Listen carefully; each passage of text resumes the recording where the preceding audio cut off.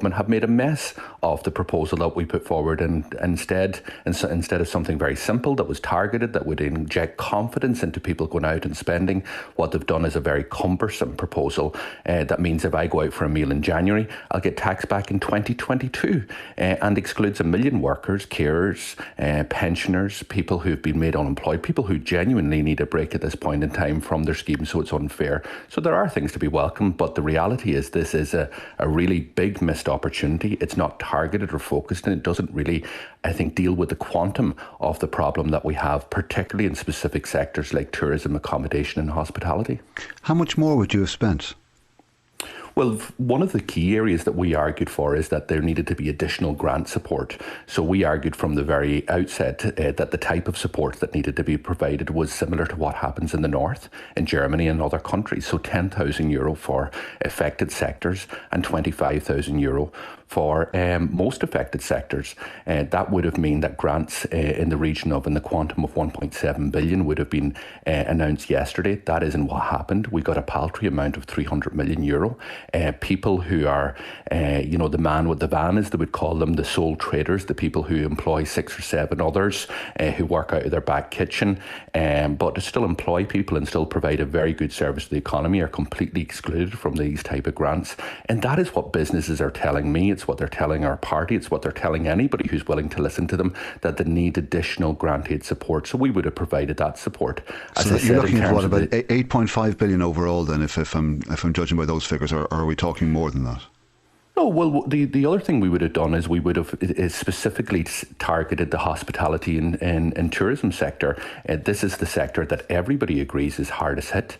It is those that have the least amount of income in terms of wages. It has the highest number of people on the pandemic unemployment payment, and it is accepted that it will be the sector that will take the longest to return to the new normality.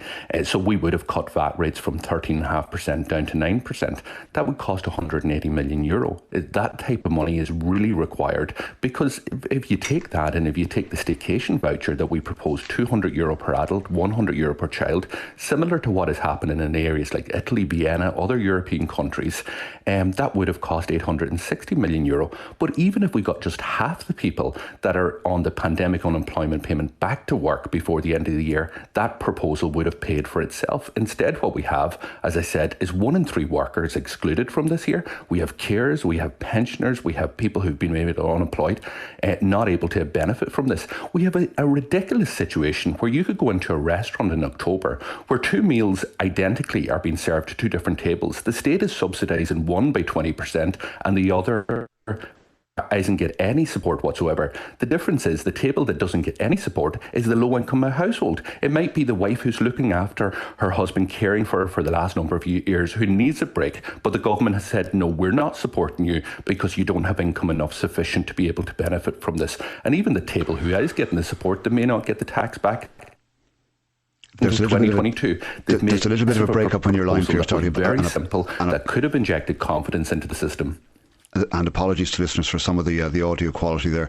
In your view, in Sinn Féin's view, given Mary Lou McDonald's comparing this plan with others in other jurisdictions as miserly, was Boris Johnson's plan better? Hello, Pierce Doherty. Some of Johnson's plans was better. Some of Merkel. Hello? Hello, I can hear you. Sorry, hello? A small bit of a delay. Hello? Hello, Pierce Doherty, I can hear you. Do you want to continue with the answer? I was saying some of the plan that Boris Johnson has is better, some of it is worse. Some of the plans that Spain have or Germany is far better than this. And the key thing that we see across Europe is the level of grants are sufficiently more than what is happening here. So, for example, in terms of businesses in the north, as I said, if you're in the affected sector, you get €25,000. If you're in Strabane or if you're in Armagh, VAT has been cut for the tourism sector to 5%. Here we have no cut whatsoever for the tourism sector. Loans are provided with 100% guarantee, with nothing here. That we needed more ambition, we needed it to be more targeted, and we needed it to be fair. And that hasn't happened, unfortunately, in relation to the stimulus plan announced yesterday by the government. Pierce Doherty, Sinn Féin finance spokesperson, thank you for speaking to us, and apologies for some of the audio quality there. 7:25 now. To Cove now, where just 7 days ago, after a large piece of public art was installed at a roundabout in the East Cork town, it was vandalised.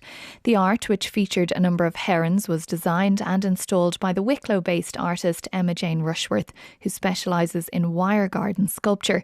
The project was organised by the local Tidy Towns Committee, who fundraised for over a year to pay for it. And we're joined now by Henrik Verwey,